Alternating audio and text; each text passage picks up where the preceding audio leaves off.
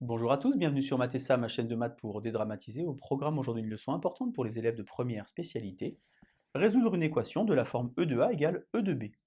Nous sommes naturellement dans le chapitre sur la fonction exponentielle. On va exploiter une propriété du cours très importante qui dit que pour tout a qui appartient à r et pour tout b qui appartient à r, e de a égale e de b est donc équivalent à dire que a égale b, car la fonction exponentielle réalise une bijection de r sur 0 plus l'infini. Puisque vous êtes élève en classe de première, ce mot bijection n'est certainement pas naturel pour vous. Je vais donc déjà commencer par vous expliquer ce que ça veut dire qu'une fonction réalise une bijection de r sur 0 plus l'infini. Pour cela, donc, je vous insère la représentation graphique de la fonction exponentielle à l'aide de ma calculatrice. Donc vous savez que la fonction exponentielle est définie sur r, ça veut donc dire que les antécédents peuvent être pris de moins l'infini jusqu'à plus l'infini. Et vous savez également que la fonction exponentielle est toujours strictement positive, ça veut donc dire que les images sont toujours des nombres strictement positifs. On observe sur la représentation graphique que la courbe est tracée au-dessus de l'axe des abscisses. Vous savez aussi certainement que pour une fonction, dès que vous prenez un antécédent, il y a une unique image, mais si vous avez une image, il peut y avoir plusieurs antécédents. Eh bien, dire qu'une fonction réalise une bijection, ça veut dire que si vous avez une image, il existe un unique antécédent. On peut naturellement l'observer sur la représentation graphique de la fonction exponentielle. Ce n'est pas le cas pour toutes les fonctions. Par exemple, si j'ai x carré égale 9, j'ai donc la fonction carré, avec la représentation graphique et donc une parabole, y égale 9, une droite horizontale, et bien si je cherche l'intersection des deux courbes, ce qui revient finalement à résoudre l'équation x carré égale 9, eh bien vous savez naturellement qu'il y a deux nombres dont le carré fait 9, c'est 3 et moins 3. Et donc ça veut donc dire que la fonction carré ne réalise pas de bijection. Pour les exponentielles, tout va bien. Quand deux exponentielles sont égales, les antécédents sont égaux. Alors on va déjà voir comment ça fonctionne donc, sur le premier exemple ici. Vous avez donc l'équation qui s'écrit e de 12x plus 1 égale e de 4x moins 7. C'est donc équivalent à dire que 12x plus 1 égale 4x moins 7. On peut maintenant donc résoudre cette équation du premier degré. Vous pouvez naturellement aller voir la vidéo qui traite de ce point si vous avez des petites difficultés sur les équations. On va donc avoir en isolant dans les membres 8x égale moins 8. En divisant x égale à moins 1. On obtient donc une solution. Alors j'ai fait exprès d'obtenir une solution négative. Je vous ai dit tout à l'heure que les images étaient positives, mais il n'y a rien qui interdit ici pour notre équation d'avoir une solution négative. On peut très bien avoir un a ou un b négatif, c'est l'exponentielle qui est toujours positive. Deuxième équation, résoudre e de 3x plus 1 égale moins 13. Donc vous devez savoir, on en a déjà parlé tout à l'heure, qu'une exponentielle est toujours positive. Ça veut dire qu'à chaque fois que vous allez avoir e de quelque chose égale un nombre négatif, eh bien il n'y a pas de solution.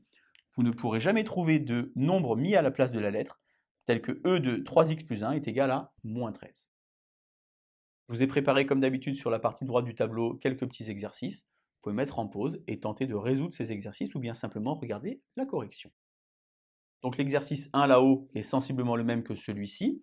On va donc pouvoir dire que E est équivalent à 7x plus 4 égale moins 3x plus 20.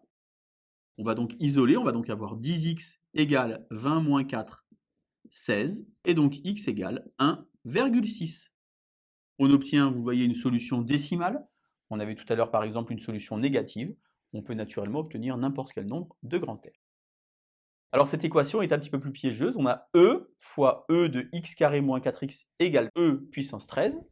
On va donc déjà transformer. Je vous rappelle que e, c'est comme si vous aviez e puissance 1 fois e de x carré moins 4x égale e de 13. Et grâce aux propriétés algébriques de la fonction exponentielle, vous pouvez naturellement aussi aller voir la vidéo qui traite de ce point, eh bien on va pouvoir écrire que c'est pareil que e de x carré moins 4x plus 1 égale e de 13. Deux exponentielles sont égales si les antécédents sont égaux, car la fonction exponentielle réalise une bijection de r sur 0 plus l'infini. On va donc pouvoir écrire x carré moins 4x plus 1 égale 13. Donc en transférant, on va donc obtenir x carré moins 4x moins 12 égale à 0. On reconnaît alors donc une équation du second degré. Vous pouvez très bien utiliser delta. Moi, je suis plutôt deltaphobe. Je préfère utiliser somme et produit. Donc je cherche deux nombres dont le produit vaut moins 12 et dont la somme vaut 4. Alors avec vos connaissances de calcul mental, eh bien 6 fois moins 2, vous avez 6 fois moins 2 qui fait moins 12 et 6 plus moins 2 qui fait 4. On a donc deux solutions qui sont donc 6 et moins 2, que l'on peut écrire comme ceci dans les accolades. Dernier exemple, résoudre e de 4x plus 7 égale 5. Alors là, on est très embêté. Pourquoi? Parce qu'en fait, vous n'avez pas ici d'exponentielle. Il y a une notion qui existe en classe de terminale qui s'appelle le logarithme népérien. Vous allez pouvoir aller voir la playlist sur le logarithme népérien si vous voulez prendre de l'avance pour l'année prochaine. Et en fait, le logarithme népérien vous permet de trouver l'antécédent d'un nombre par la fonction exponentielle. On va donc écrire e de 4x plus 7 qui est égal à e de ln de 5.